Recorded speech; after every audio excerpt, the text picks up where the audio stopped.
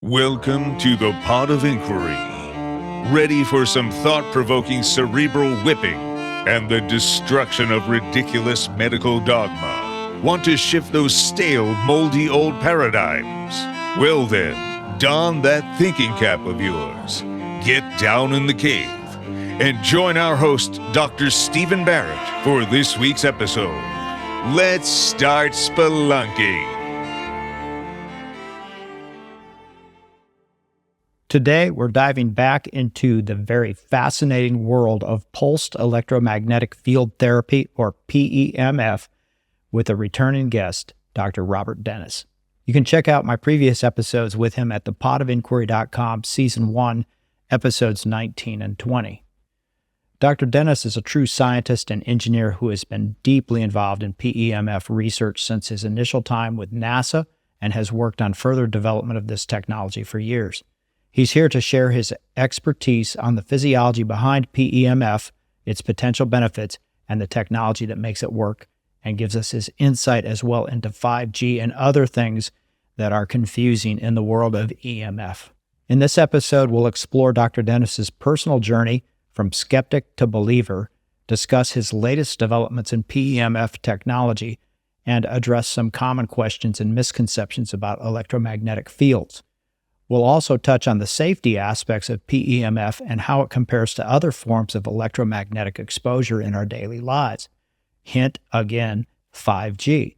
Whether you're curious about alternative pain management techniques or just interested in cutting-edge medical technology, you won't want to miss this informative discussion that I have with Bob. I personally have used his technology for several years, and I can tell you that yes, it works. I have also seen dramatic results with my patients. Listeners of the show can obtain his PEMF devices at micropulse.com. That's micro-pulse.com. And if you use the code SBPOI, you can obtain a 10% discount off your purchase. Please enjoy my conversation with Dr. Robert Dennis. All right, I'm here with Bob Dennis. Hey, Bob, how are you? It's been a while. I'm doing great, Steve. It's good to see you again, man. Yeah, so I wanted to talk about a few different things with you. So just to kind of summarize what I'd like to hit today is maybe review the great PEMF physiology that you've been so involved with for such a long period of time. We did a couple of episodes with you back in season 1, episode 19 and 20, which was back in January of 2023. And since that time, I've had a tremendous amount of PEMF and EMF questions. So I'd like to get into that. And then I'd like to talk about a little bit about medical research. So give the audience a little bit of your background, because I think it's very important before we even get into it about what you... Oh, sure. Okay. You came in skeptical at first. Right. Yeah. Well, I did, so my overall background is I'm a scientist and a professor at University of North Carolina right now. I've been at MIT, Michigan, had a joint appointment with Harvard for a little while in their medical scientist training program, both at Michigan and Harvard and MIT.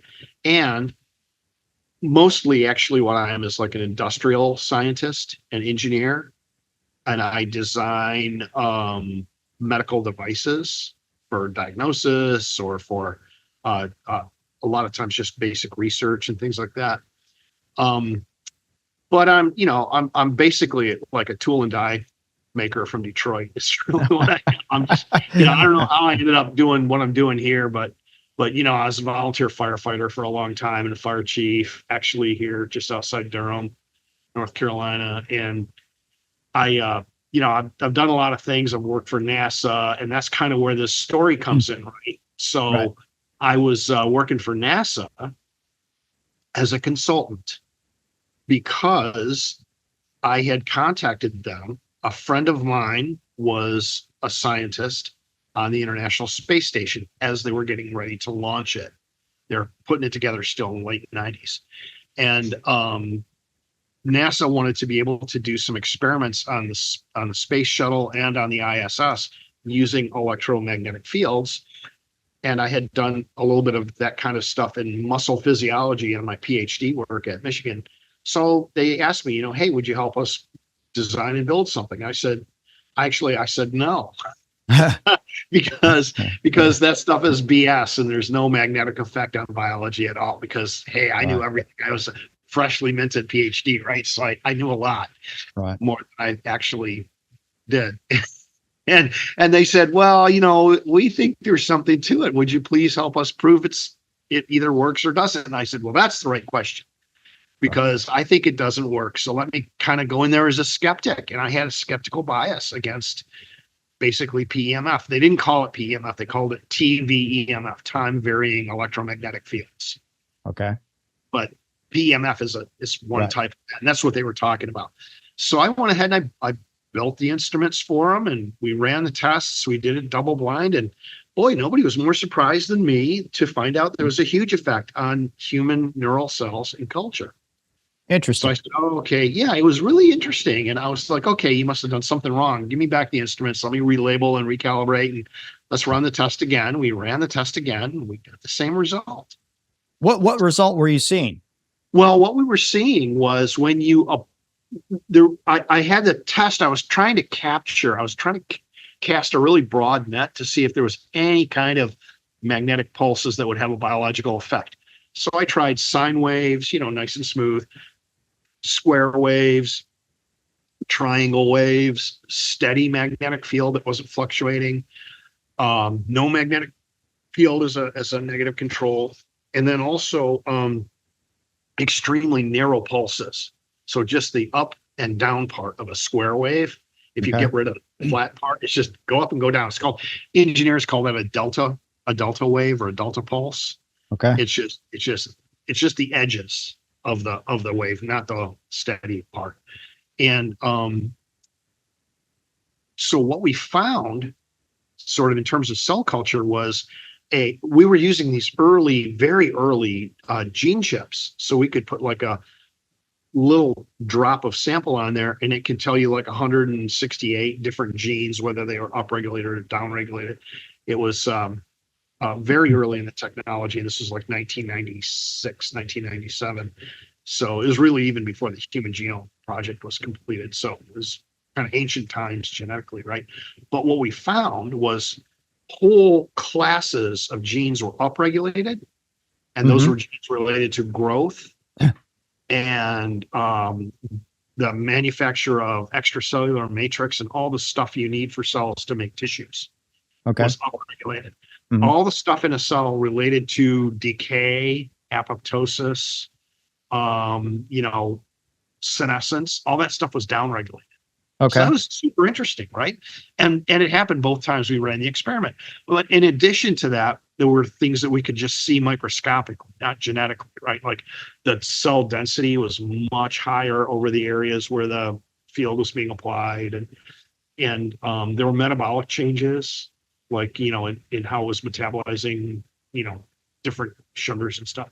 So it was really interesting, and totally stunned me. I was completely wrong. And so in 1998, here I was confronted with, well, gee whiz, that shouldn't have worked. Right. But it did. Right. And so I worked with them a little bit more, and I got a grant from DARPA to test it. And we tested it. We did a bunch of things. And then I kind of moved on to other things, realizing, this is really interesting. I probably want to work on it still, but I really didn't want to work with the guys at NASA anymore because they're a government agency. Do I need to explain that further? No. Okay. You're preaching to the choir. There you go, man. I just didn't.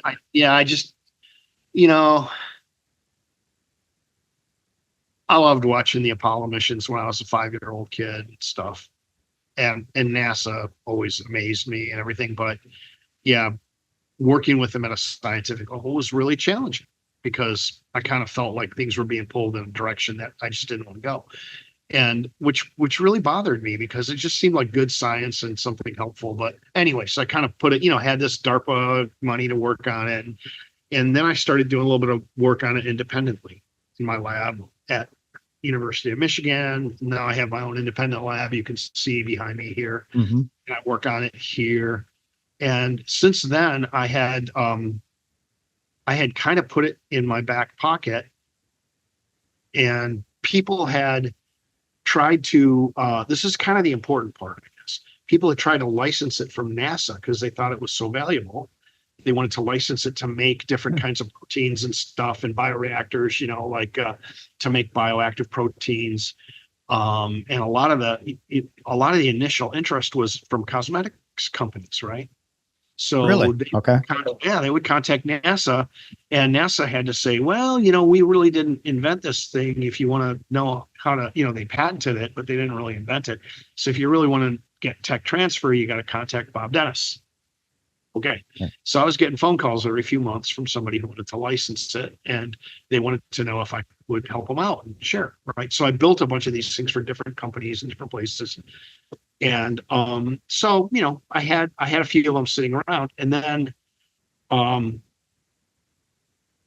as a firefighter, I really hurt my back very, very badly. And it was an orthopedic surgeon told me it was just inoperable. So he said, whatever you do, don't let anybody cut on you. It might feel better for a few weeks, but then you're just going to be ruined forever. And you're just going to have to get used to being in pain for the rest of your life. And I said, well, okay, thanks for your honesty. Right. I mean, the guy didn't just take the opportunity to poach my health, insurance with another, needless surgery. But he was really honest with me, and I owe him for that.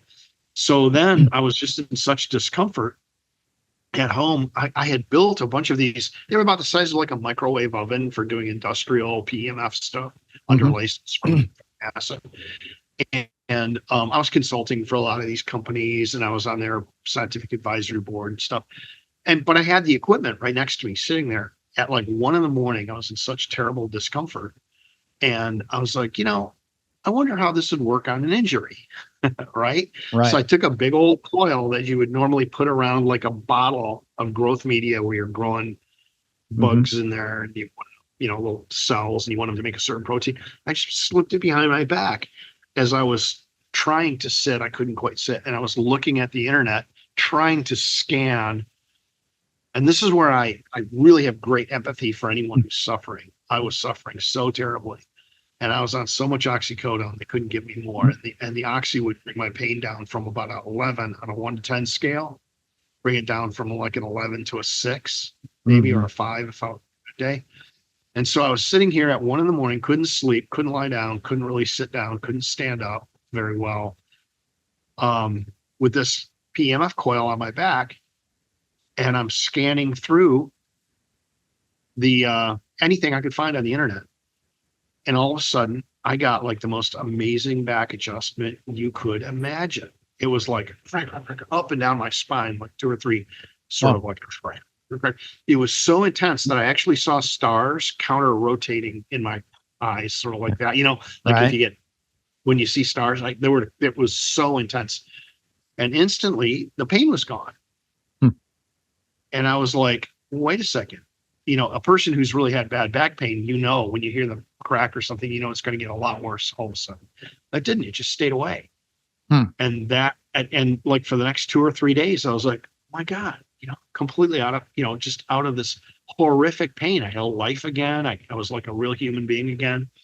And then after 2 or 3 days, the pain started coming back. And I said, well, okay, that was a nice reprieve, but maybe that's all I'm going to get, is 2 or 3 days of relief from this horrific curse.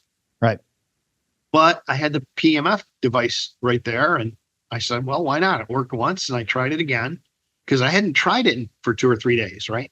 Right. And I tried it again. I had a similar but much less dramatic response. The pain went away again. So I did this a couple of times over the next couple of weeks, and that's when I realized, I said, okay, this is something people need to have. I need to have one of these. It needs to not cost $70,000 like it did for the industrial ones I was building. It need to be something that was affordable, people could have, so that people don't have to be in pain. And I've been developing it and studying it ever since. But that's how I entered it. Totally skeptical. So I had that bias, and then I had the bias of a person who is just absolutely at the end of their rope with a chronic pain and was not being helped by mainstream medicine. So I've seen it from those angles. I'm not just some guy that's trying to, pump money out of, people who are in pain or Right. something like that. Right. I'm completely on the other side of this. And, Yeah.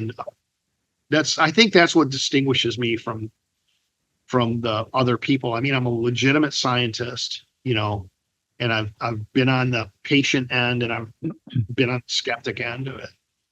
Well, I think what you're saying is like how a lot of things in medicine are developed and that it starts out with an N of one where somebody tries something on themselves, and then if there is an effect, then they try to replicate it again and then make observations.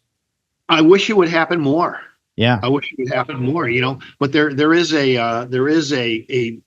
I think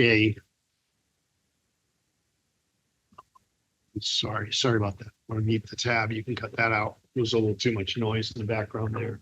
Yeah, as people are messaging me. No worries. We'll get it. That's okay. No worries. We'll okay, so maybe you could ask me the question again if you don't mind. Yeah, hold on a second. Sorry, it started pinging in the background there.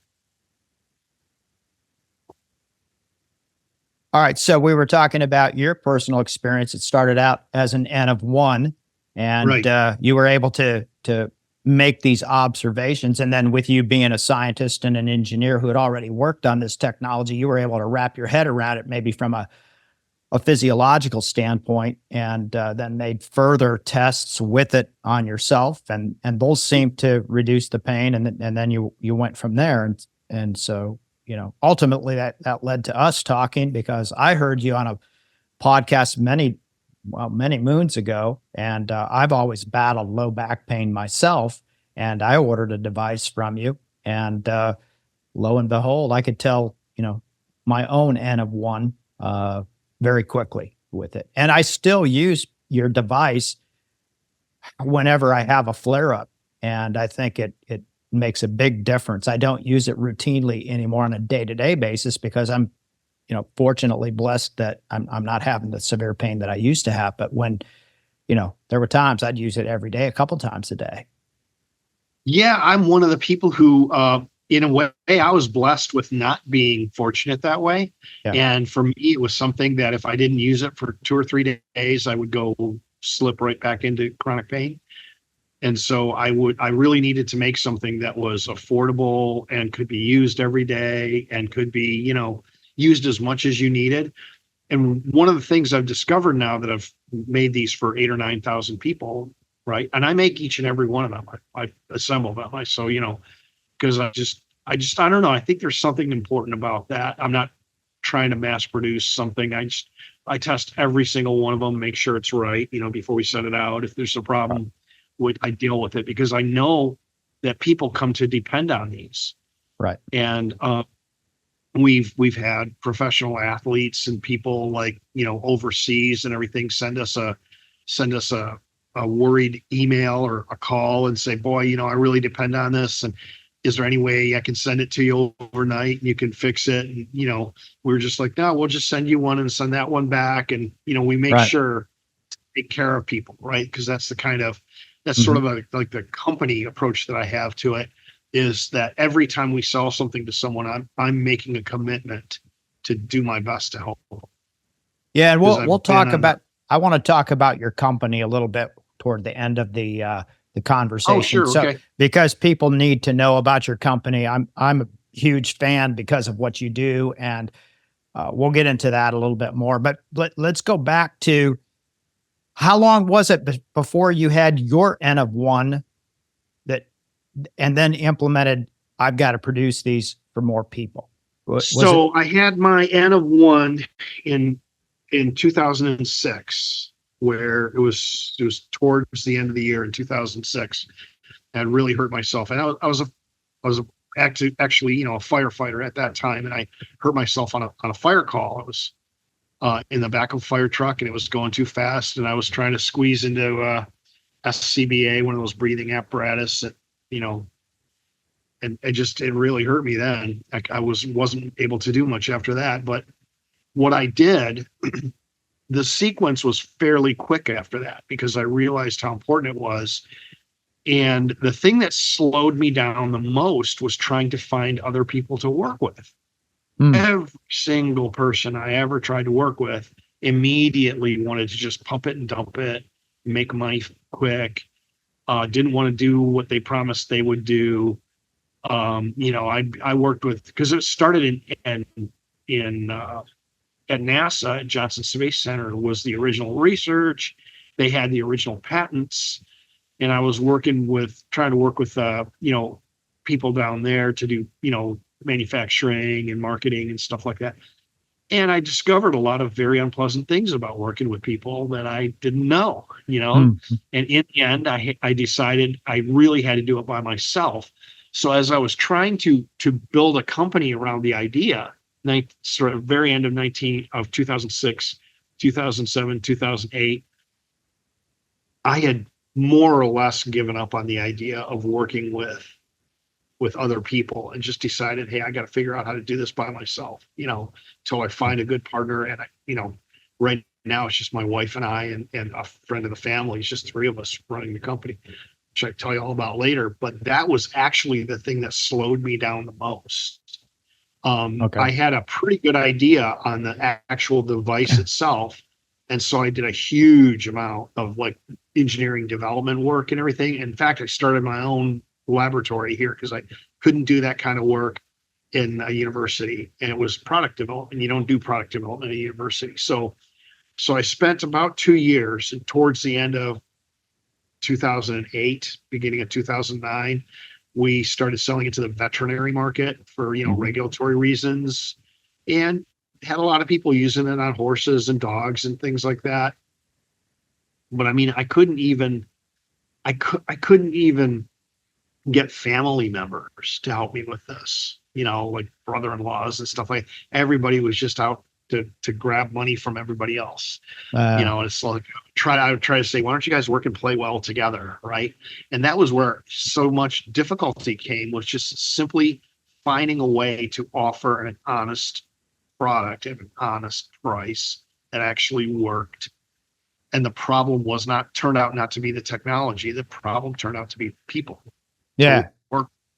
That was why I kept coming to this. So was your biggest barrier was not anything from an engineering or technological standpoint. It was just a financial versus the altruistic. The psychology of working with people. That's what it was. And so there were plenty of technical problems, but the cool thing about technical problems is, hey, I'm about solving technical problems. I built it wrong a bunch of times, and then I had to fix it. And so I went through a whole development process. That was pleasant. It was pretty quick. It was a little bit expensive, but I was making money as a consultant at the time, in addition to being a professor. So I was able to pay for that development. Right. What I was not able to do was to find reliable people that I could work with, because everybody wants to make a fortune right away. They want to squeeze as much money out of everything as they can. And it's just disappointing. And I'm not saying that people in business are any worse than anybody in academia, because they're the same. They're just the same. It's a different type of business. It's a different type of business with different kinds of perverse incentives. Yeah. Right.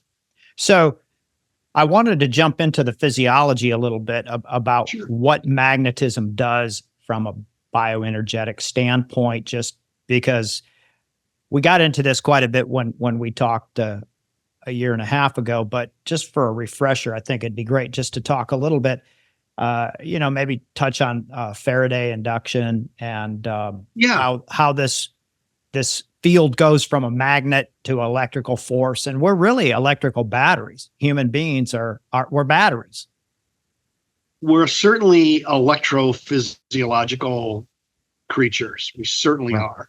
And if you look at the environment that we're in, I would say the things that have made a big impression on me since the last time you and I talked is just how much different electromagnetic fields have an effect on biology, in particular light.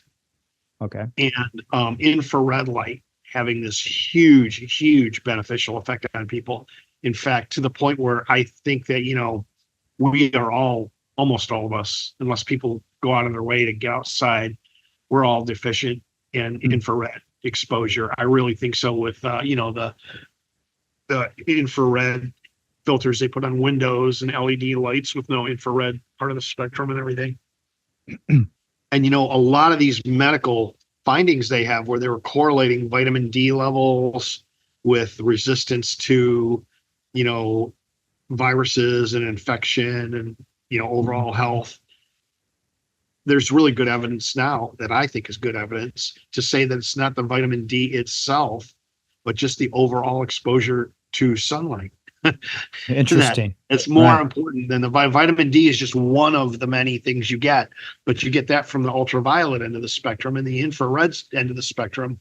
You get all of these effects at different kinds of receptors that modulate viral adhesion and inflammation and stuff.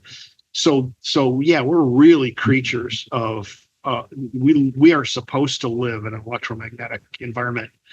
Electromagnetism includes things like sunlight and heat, warmth. I mean, that's infrared radiation. I mean, it's so people who want to get away from radiation, electromagnetic radiation, you can't.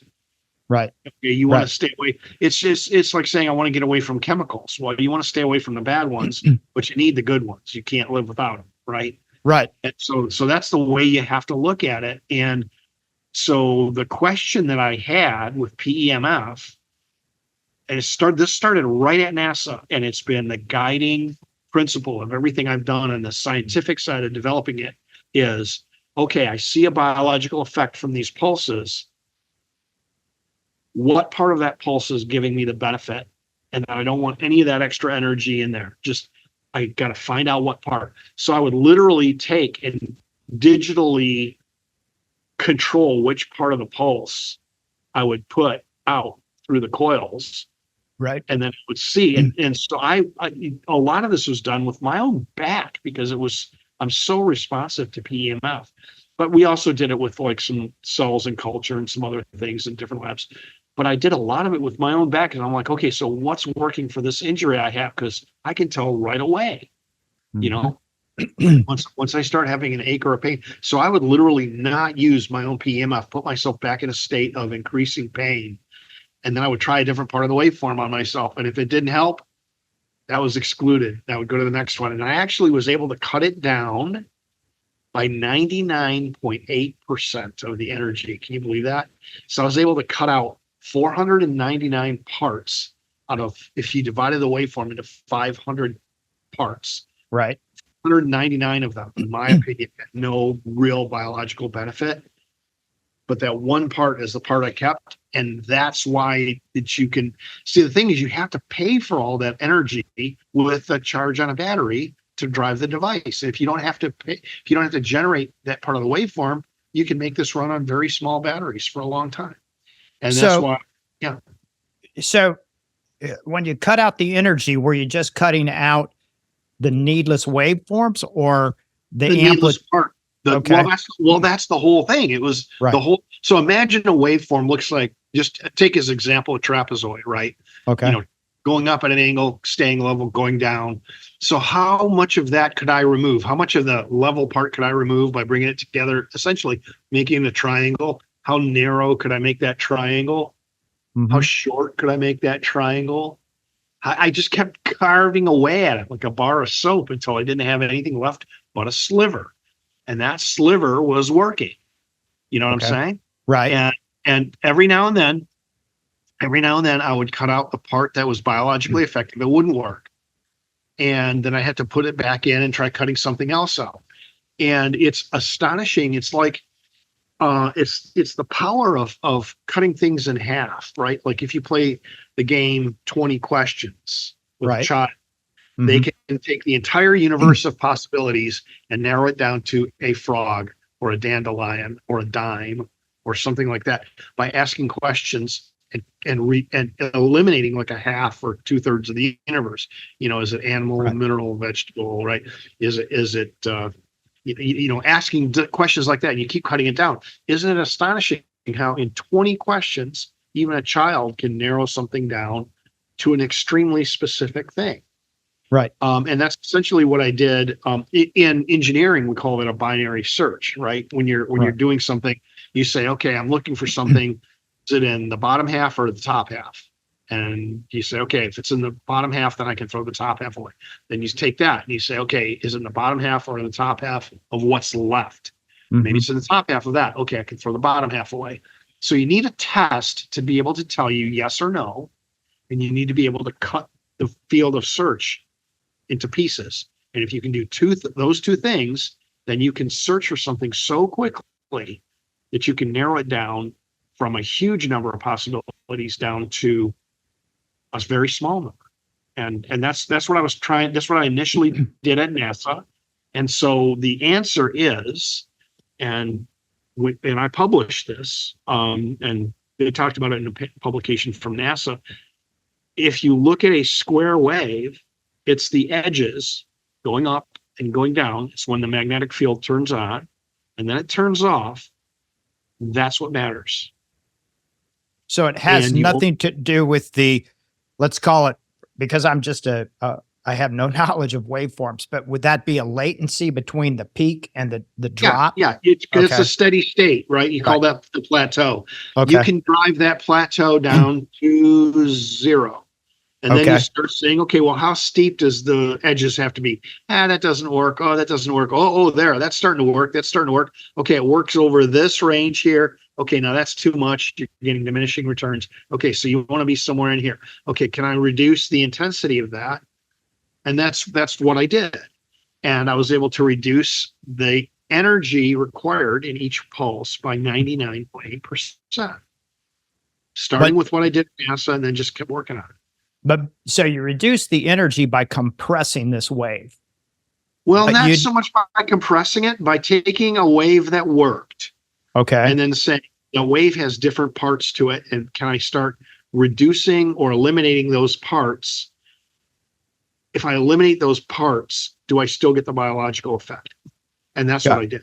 Got it. Right? Right. So yeah, it's not conceptually simple, but it's sort of like, hunting for your car keys. You have to keep track of where you've looked and where they're not, right. You've got to keep track of your failures.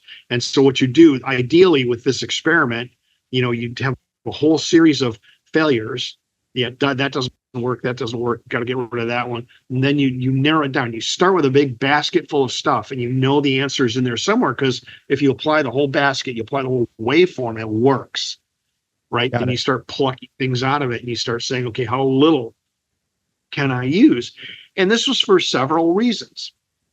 One of them is that a good engineer doesn't pile on a bunch of garbage you don't need. You just get what you need.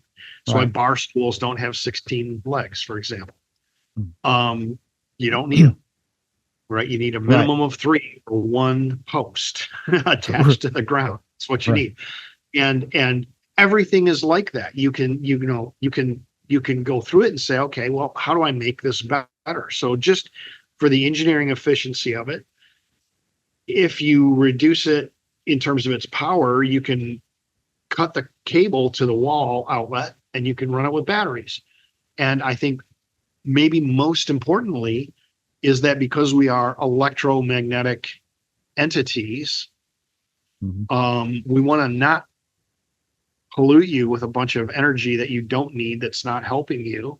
So from a safety and just sort of like an electromagnetic hygiene standpoint, it's best if you just use what works and you don't, it's like getting a supplement or a drug without any fillers and without any other junk in there, just the stuff you need, right? Right. It's the same. Before we continue with this great discussion, I just want to take a quick break to acknowledge this week's sponsor. I'm constantly exploring new avenues to enhance well-being and address any health concerns. Today, I'm thrilled to introduce you to an exciting supplement called STEM Regen, which I take daily and genuinely believe could revolutionize your health journey as well. STEM Regen stands out as a game changer in the realm of wellness. Crafted from 5 potent plant extracts, it boasts a remarkable ability to stimulate the release of your body's own stem cells from your red bone marrow. Why is this significant? Well, stem cells are the superheroes of our body's natural repair system. They possess the extraordinary capacity to morph into various cell types, aiding in tissue regeneration and repair.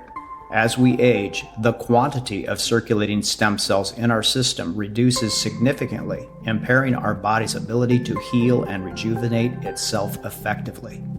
Stem Regen steps in to counter this decline by kickstarting the release of stem cells into circulation, thereby bolstering your body's innate repair mechanisms. Once unleashed into your bloodstream, these mobilized stem cells actively seek out areas of damage or injury, initiating the healing process. By incorporating Stem Regen into your daily routine, you're essentially empowering your body to tap into its own regenerative prowess more efficiently. I firmly believe that Stem Regen could be a valuable addition to your wellness regimen, especially if you're seeking to fortify overall health and vitality, accelerate tissue repair, or expedite recovery from injury or illness. This first of its kind stem cell mobilizer is changing the game in regenerative medicine. Don't wait to unleash your body's innate healing capabilities. Visit stemregen.co/Dr. Steven, that's with a PH, and use the code SBPOD to get a 15% discount off your first order of Stem Regen. So that brings a couple of questions to mind. One is the mats, PEMF mats, because we talked a little bit about this way back in the day. And as I recall, your explanation was that in order to have the maximum effect, you have to have the coils properly, I guess, in alignment, for lack of a better word, and that there's a lot of chicanery in some of the marketing with these PEMF mats. And those are very expensive. I've had patients come in that have spent $5,000-$7,000 on a PEMF mat, and I'm not sure that's the best thing. So what's your take on that? First thing I would say is they probably do help people. Okay. Even if they're really poorly implemented and overpriced. If you don't have any other choice, they probably do help people. PEMF, you could scour the medical literature. People don't really get hurt by it that much. At all that I know of. I don't think that much. It depends, but I don't know of any cases where people have gone in and gotten PEMF treatment and there's like a whole, people are being hurt by this systematically. I don't see that. Right. But I've looked for it, because I'll tell you what, the FDA would clamp down on this right away if there was like a whole series of injuries from PEMF, and there's just not. So for the most part, I would say that PEMF within reason, then a certain reasonable frequency range, less than a few thousand hertz, then a reasonable amplitude range, for the most part, is sending a signal to your cells. Either your cells get the signal or they ignore it.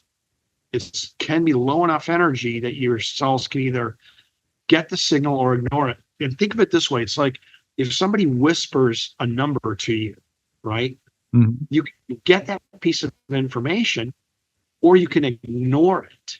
It's not like the whisper is going to harm you. And if the whisper doesn't seem to contain information, just like wind blowing, you'll probably just tune it out, right? But if it has a little bit of information, it can actually give you important information. And that's what I think PEMF should be doing. Now, with that said, I would say most of the mats are overpowered simply because they never bothered to go through this whole process I went through of removing all the unnecessary parts of the signal. Okay. Because the mats have to be able to pump a lot of energy into you because they're not efficient, then they have to have a lot more copper and they have to have a lot more power, and you have to regulate that power. You have to switch it on and off and handle it. All that stuff is expensive and large, and it generates heat and it requires fans and all kinds of stuff, right? So some companies do this in a very crude way with their mats, like they call it spark gap technology. Okay. All that is the stuff from, it's not like Nikola Tesla's technology. He used it, but that's because it predates semiconductors. It predates vacuum tubes. All it is a couple of nails and a coil with the points pointing towards each other. You just adjust it until you get a spark. It's technology from 1870, really, or so, maybe 1860. And it's not advanced. It generates a lot of electromagnetic noise. And anyone who has electromagnetic sensitivity would probably be harmed by any of these spark gap technology. But why do they do them? Well, it's a really cheap way to make a really high power pulse that you don't need a whole lot of electronics, and then you can just kind of hook it up to a big bed of big copper coils and subject people to these pulses. And they actually seem to be helpful. People get on them and it's helpful, but it's not an advanced technology. It's a technology that's 150 years old, probably, at least 140. So the problems that I have with the mats are that I think they're overpriced, they're extremely crude, but they do probably help people, right? Now, Right. in the vein of this, until recently, I was telling people, hey, I'm not really that interested in building a mat because I don't really, I don't want to compete with a bunch of people who are doing it as cheap and, low integrity as they are. I just didn't want to jump into that, lake full of sharks, right? But I was recently approached by a company about a year ago that wanted to see if they could put it on people's head at very low energy to improve hair growth. And once again, I said, okay, well, congratulations. You are the 39th company that has asked me to do that. There were 38 before them, and I had said no to all of them. But then the company shocked me by saying, well, here's the team of people we have working on it. They had 2 clinicians and a scientist, a person from the FDA, a couple other really good people. And actually, it was the first time that a company had approached me that had anything but marketers. Mm-hmm. They had engineers, they had scientists, they had people who could act, clinicians who could actually do something. So I said, yes, okay, I'll try to help you with this, because they were not in it just to, make some crummy piece of junk and make a lot of money. And they were actually very interested in the science of it. So I went through and I rethought out what a mat should look like. And I did design it for them. They trialed it on themselves. It's a company, and they basically all just wore it. And it was a bunch of guys that had, male pattern baldness. And the test was quantitative. They actually, there's a dermatological way of measuring hair number and hair shaft size and everything. And you have to do it for a few months because the hair growth cycle takes like at least 4 months or so. Mm-hmm.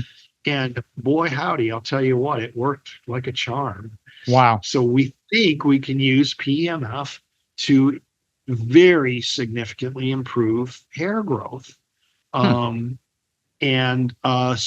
that's not a mat, but it's a sort of a mat that's shaped to fit on someone's head. And that is going to be probably how I enter into this market for people who need it, is to say, okay, I think I've mastered now what you do need to do to make a large area. Only in this case, it fits like a skull cap, right?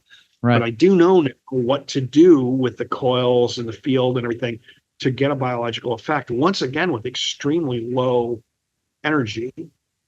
But the applications are really good. And what's really cool about this, Steve, sorry, my enthusiasm runs away with me. No, I love it.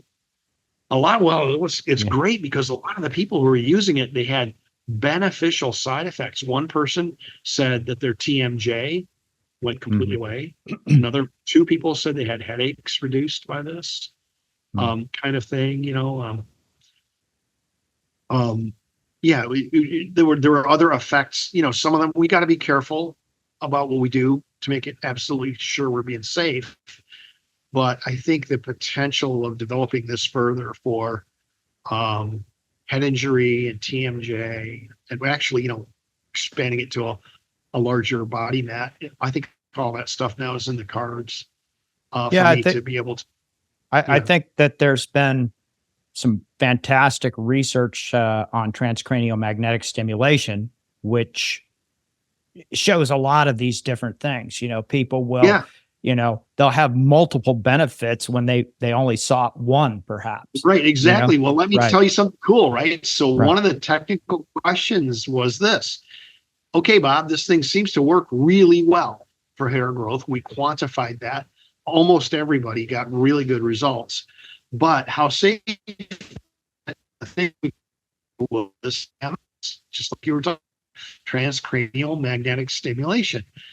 And if you compare, how safe is our device? And one way of answering that is how much energy does it deposit into living tissue for each pulse? So I actually just last week, I actually just measured and calculated this. And you know what the answer is? That our device, this skull cap, puts less than, as an absolute maximum, but it's certainly less than 3.2% of the energy per pulse of a TMS Okay. machine. Right. So it's much, it's probably closer to 1%, but it's definitely less than 3.2%, which is, I think is really cool. So less energy means less opportunity to do harm, right? Right. And Right. that's what the FDA is going to look at when they look at this. Like, is it an inherently safe device or not? And it's, we're talking about, milliwatt, kind of like really, really low levels of power. So I feel good about that. And we actually think that we were using maybe too much power. We might be able to cut that down in half or even a quarter and get the same benefit. All right. So now I've got to ask you, because you've really got my curiosity going on here now. I think the safety is very well established in TMS, because it's like, well, there's 7 or 8 different companies that are FDA approved. I mean, there's been millions of people treated now with transcranial magnetic stimulation, and the safety profile is just like extremely good. I mean, it's extremely good. It's only about 0.5% of people get seizures. It's manageable, right. I guess. And usually they only get a seizure if you keep it over the motor cortex too much, Right. And so as soon as if they start to have a little bit of a seizure, you just get it off there. And I had Rustin Burlow on the show a while back, and he's a wonderful psychiatrist and trains folks in TMS all throughout the United States. And so, I mean, I've personally done it just to try to enhance executive function. And I've had at least 40 or 50 treatments with it, and I've never had any, sequela whatsoever. I scoured the literature on it a couple of years ago so that I would be more familiar with it. I really looked through it, and that's one of the things. Now, another interesting thing about TMS is that there's a whole subset of clinicians and people who research it who think that we could use a lot less energy per pulse and still get the same benefits. And I think you're kind of showing that with your research. Right. And that's what they're seeing. And, part of the problem is that so much of the initial research was done at 110% to 120% of motor threshold, which is where they set the dial. Right. That a lot of clinicians had sort of used it off label because that it was approved for that, but they're actually turning it down and get just as good a benefit. So there's always room to make those kinds of improvements, but also, those machines are all things you have to plug in because they're big and they have a tremendous amount of power demand for sure.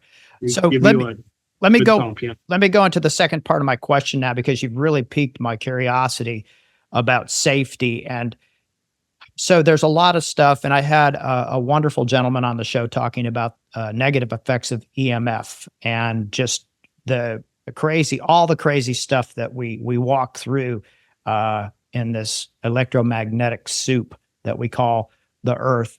And and there's a lot of talk about 5G being very negative from a biological standpoint, human physiology standpoint. What's your thoughts on EMF and its negative, and specifically 5G? So if you look at the radio spectrum and you say, where is 5G? Right. its carrier frequency, as I understand it, because I looked at the spectrum, its carrier frequency is actually interleaved at some points with 4G.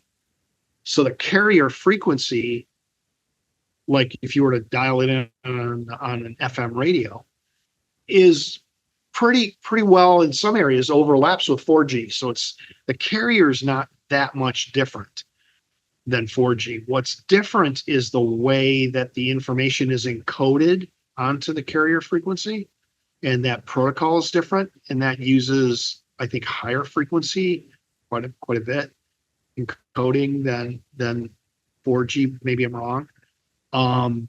So its frequency content of its signal, not its carrier, the main wave that's carrying this information out.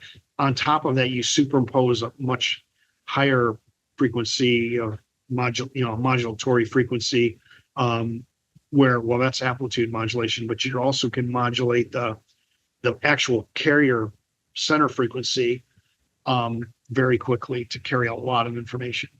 And the problem that people seem to have with it scientifically and from a safety regulatory standpoint is, have we ever actually done safety testing on this? And I think there's a pretty good argument that, well, we might have done some, but just like you and I have talked about offline, you can always find papers to support whatever position you want. And just because some scientist somewhere, subjected a mouse to a 5G signal didn't see anything, doesn't mean it was safe. Right. So like, establishing safety is really hard. Right. And it requires a lot. It requires a lot of work. So I'd say problem number one is maybe they just, maybe they're coming into a frequency spectrum, part of the frequency spectrum that's something we don't want to expose ourselves to all the time, because maybe there are biological effects. I don't know though, because the answer that I would give is I haven't seen really good research that's been repeated independently to answer that question. I've looked, I haven't seen anything yet. It was a while ago. How might it work? How might it cause deleterious effects? Well, if you think about the theory that I hold, my working hypothesis for PEMF, is that you're turning the magnetic field on and then allowing it to decay or turn off really quickly. So you're getting a very rapid change in the magnetic field. Mm-hmm. And it's that changing magnetic field that induces an electric field. And it's that electric field that you can have a physiological response to. And so down in the range of a few pulses per second, the frequency content is higher because we're looking just at this high frequency part. See, when you start to take a wave apart, you're actually, part of the way you can think about that is that you're only letting certain frequencies in and you're excluding other frequencies, right? So even if somebody's using a square pulse or a triangle pulse, PEMF at 10 hertz, you're actually getting higher frequency components because the shape of the wave isn't, you at 10 hertz, you only get 10 hertz for a pure sinusoid, nice smooth sinusoid. If you sharp edges in there, you're getting other higher frequencies. So this is not simple. This is like, if you want to be a physicist or an electrical engineer or a biophysicist, but you fail out of college, this is the class you're going to fail. It's called electromagnetism. This is the one that everyone's afraid of because it's so immensely complicated. So like, there are things in the world where if you really understand it, you can give a simple explanation and that's good. Electromagnetism, and in particular magnetism, is not one of those things. It's one of those things that's so inherently counterintuitive and so complicated mathematically that it's just really hard. The number of people who really understand electromagnetism, like really deeply get it, probably started with Faraday, and there's probably been a half a dozen people since then who really under, like Tesla, and the rest of us struggle with it. I'm not Interesting. kidding. It's not something you ever, if you ever talk to a physicist or somebody who thinks it's all passé and they've mastered it, that person doesn't know what the heck they're talking about. People who struggle with electromagnetism, especially if you throw in a biological component, it is impenetrably complicated. And Right. so like trying to come up with like a coherent answer to, should this be safe or should it not be safe? Well, like for non-ionizing radiation protection, the only thing they're looking for is thermal effects, Right. right? Right. So it's that ICN-IRP guidelines that you're familiar with. That's all thermal. Or does it heat up the tissue or not? Well, your signal doesn't have to be thermal if it's signaling like a genetic effect or triggering some kind of like a transmembrane gate or something. It doesn't have to be thermal, and it could very well be very negative Mm-hmm. without being thermal, right? Right. Like if somebody gives you misinformation, they might whisper misinformation into your ear. That's not thermal, but it can do a lot of harm to you because Right. it's a signal. That's Right. wrong. So I don't think they look at potential harm broadly enough. And they're not looking at the electromagnetism as a signal that can actually have a meaning to biology. And that's where they're falling down on this analysis, I think, of 5G. They're like, well, yeah, the wattage is so low, it's not thermal. Okay, it's not thermal, but 5G is going to be going so fast that you're going to have a lot of those sharp edges I was talking about, just Mhm. because it's going really fast. And this is probably true for 4G too. And if you can pick up a really fast changing magnetic signal like that, using my device, which we've proven over and over and over again, you can. And that's how a lot of PEMF works, even if they don't understand what they're doing. Then there's no reason to think you couldn't be picking up some of these other super high frequency signals. And it might be something, the biophysics of it could be completely different. Let me give you an example. Maybe the signal that I'm putting in is low enough and slow enough that it's just bending large proteins that have a charged species on them, and it's changing the cell, like transmembrane transport of something or gating. But there could be a completely different biophysics when you're talking about gigahertz signals coming in and causing all these electromagnetic spikes. You might be actually in resonance with some charged species that's attached to a protein somewhere, and that might turn into a signal that's not healthy for you. Mm-hmm. Right. Right. And so I think that's what it is. And I think, yeah, it needs a lot more study. So if I was gonna sum up your answer there, which I would call that an ultimate scientist answer. But you're probably, what you're saying, if I haven't misunderstood, is there's still not definitive science that can answer this question one way or another at this time. Is that fair? I would say they're not even asking the right questions because they're not Okay. really even sure about the harm they're looking for. Okay. Right? Right. If for example, they only say, well, it's thermal, then they're not going to find it there because there's not going to be enough energy to heat anything up. Right. Right. They have to cast a much broader net. And in order to do that, they have to have a much more nuanced understanding of all the different things that electromagnetism can do in a cell, a living organism, right? Right. So then I think the first part of the answer is we don't know, and the metric that they've been studying is probably not a good metric because you mentioned inadequate to the test. Yeah, yeah. The next thing would be, in light of the fact that we really don't know, maybe it's probably a good idea not to keep our cell phone strapped to our head 24/7. But at the same time, I don't really need to sleep in my tinfoil tent tonight to keep everything dialed down. I mean, you see all kinds of crazy stuff, what people are doing. Yeah. I mean, I've tried earthing, grounding. Mm-hmm. I think it makes me feel better. Right. I don't,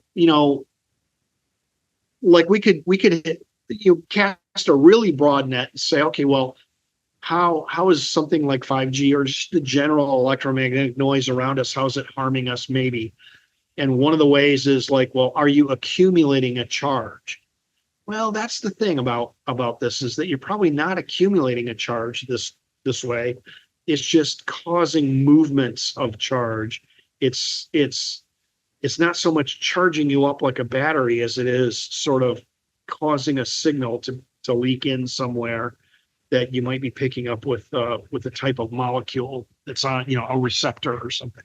Right. And so just like we pick up infrared light, it could be multiple things. You pick up infrared light. We've known for over 100 years that you're picking up warmth and heat. Mm-hmm. But we also know the last 5 years or so that you're also activating and changing the way that certain, like I think the specific receptors, TLR4, Okay. that's specific to certain wavelengths of infrared light. So it's like this electromagnetic radiation can have multimodal biological effects. Mm-hmm. Some of them may be positive and some of them may be negative, right? Right. Some of them may be causing a kind of harm that we're aware of, like too much infrared maybe will burn you. Right. Like not like a sunburn, but actually Right. too much heat, right? Right. Right. Versus it can, could the other mode of it cause an other kind of harm by activating or deactivating something in your innate immune system, making you, Right. respond in a way that you don't want. So I think this is you don't want to overdo it because you don't want to be afraid of everything. Right. Right. Right. We we're humans, I think, are pretty good at dealing with hardship. We live in almost every environment on Earth, pretty healthy. We Right. can do with huge amounts of sunlight. We can deal with very much no sunlight. Somehow we get away with that. One way is fire.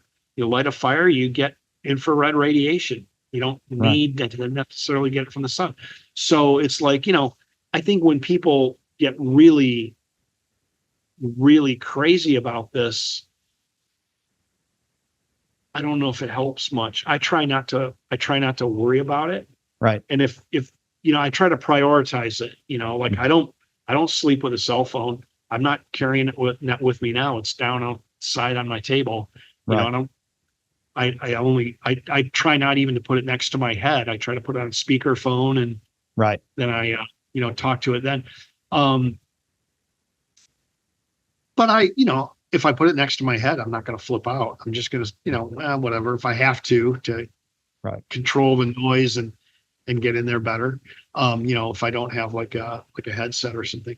So, it's just like blue light. As soon as blue light was indicated as a problem for sleeping, there was a large group of people who went through their homes and just eliminated any source of blue light. Right. Which I don't think is necessary. Just judiciously turn things off.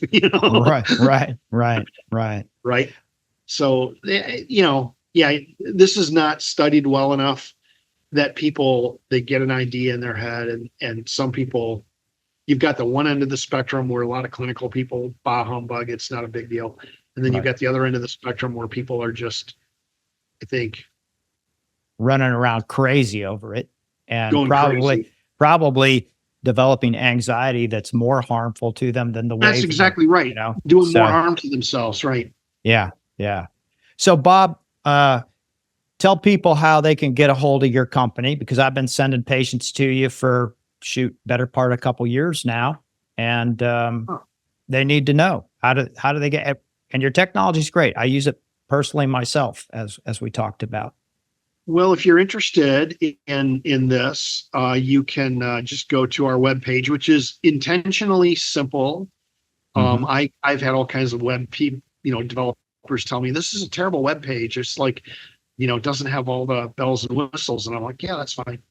Yeah. It's very simple. Micro-pulse, the word micro-pulse.com. Yep. You can go there. And that will point you when you start to look at products, it'll point you to our web store, which is Flux Health, all one word, FLUXHEALTH.co, not .com, .co. And that'll take you to the place where you can buy stuff from us. And what's really cool about this, I think, is that at Flux Health, we have a forum. And I'm very active on that forum. I get on there about 2 or 3 times a day, and I answer people's questions immediately, as quickly as I can.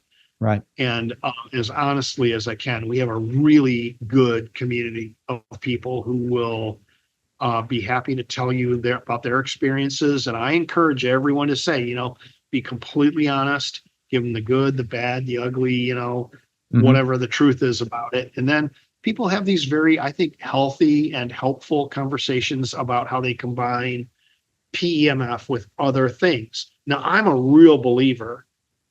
Clinically, the way to view PEMF is like the ultimate adjunct. It just seems to make everything work better. Right. If you incorporate PEMF. And the older that a person is, the better it works Right. as an adjunct. It just makes it work better. And I've heard from so many like nutritionists or naturopaths, NDs, telling me, boy, think it works just the way it's supposed to. And many other people have told me that just regular mainstream drugs, they've been able to cut in half or completely eliminate. Right. And I can tell you, that's what I did with pain meds. I was able to completely eliminate the use of all oxycodone related stuff. So yeah, I invite people to join our forum. You can search it. We've got thousands of posts up there. You can jump right in and ask questions. It's not a place where I sell PEMF. Heck, yesterday I had a guy ask me questions because he wanted to build his own, and I told him how to. So it's not about selling things. It's about giving people information that will help them. Bob, thanks so much for coming on. I always learned so much from you. There were a couple of topics that I wanted to get in with you today, and we just didn't get to that, but maybe we can come back and revisit that. But thanks so much, and really appreciate what you're doing. All right. Thanks, Steve. All right. You well. Yes. And now a message from our sponsor.